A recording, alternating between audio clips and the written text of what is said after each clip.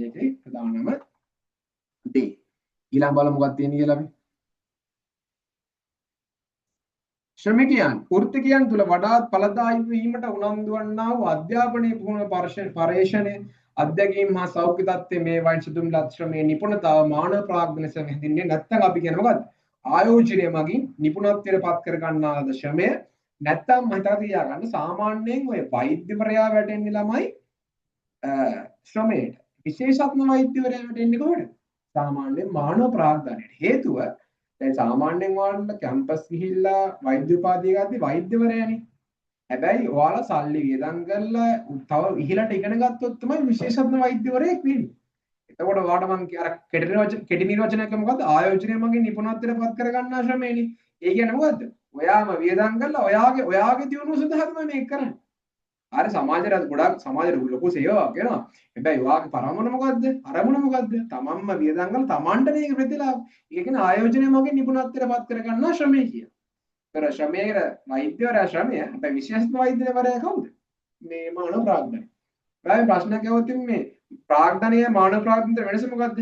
ප්‍රාග්ධනය කියලා කියන්නේ ළමයි සජීවී. සජීවී නෙමෙයි අජීවී සෝරි. ප්‍රාග්ධනය කියලා කියන්නේ අජීවී. කියන්නේ අල්ලන්න කියන්නේ මේ පණ කියන්නේ පණ නැහැ. ඒ කියන්නේ යන්ත්‍රයකට පණ තියෙන හැබැයි මානව ප්‍රාග්ධනය කියන්නේ මිනිහෙක්නේ. එයාට පණ තියෙනවා. ඒතර පළවෙනි එක ලියන්න පුළුවන් කොහොමද? ප්‍රාග්ධනය ස්පර්ශ කළ හැකි නමුත් මානව ප්‍රාග්ධනය ස්පර්ශ කළ නොහැකි. ඒ කියන්නේ අර වාක්‍ය ප්‍රාග්ධනය කියන්නේ මූර්තයි භෞතිකයි. ඒක අල්ලන්න පුළුවන්. හැබැයි මානව ප්‍රාග්ධනය අල්ලන්නේ කොහොමද? විශේෂඥ වෛද්‍යවරයාගේ සේවය අල්ලන්නේ කොහොමද? විශේෂඥ වෛද්‍යවරයා අල්ලන්න පුළුවන්. හැබැයි ඒක නෙමෙයි කතා කරන්නේ. විශේෂඥ වෛද්‍යවරයාගේ සේවය අල්ලන්න පුළුවන්. සේවය අල්ලන්න බෑ. ඊළඟ ප්‍රාග්ධනය කියන්නේ අජීවී.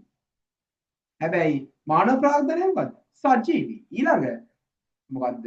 ප්‍රාග්ධනයට කරන ආයෝජනය මෙන්නව මානව ප්‍රාග්ධනයට කරන ලබන ආයෝජන අදාළ පුද්ගලයාට පමණක් සුවිශේෂයි. ඒ කියන්නේ තමන් ආයෝජනය කරගත්තොත් තමන්ට තමයි ප්‍රතිලාභය. ඒ අනිත් එක්කලා ප්‍රතිලාභ නැහැ.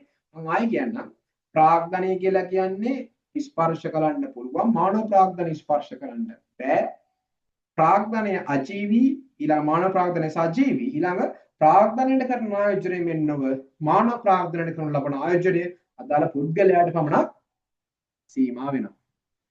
ඊළඟ මේ තියෙන්නේ වැඩි දියුණු කළ ශ්‍රමය වූ මානව ප්‍රාග්ධන නිදසුන් වන්නේ සැලසුම් ශිල්පී වූ විශ්වවිද්‍යාල ආචාර්යවරු පුහුණු ගුරුවරු විශේෂඥ වෛද්‍යවරු. හරිද?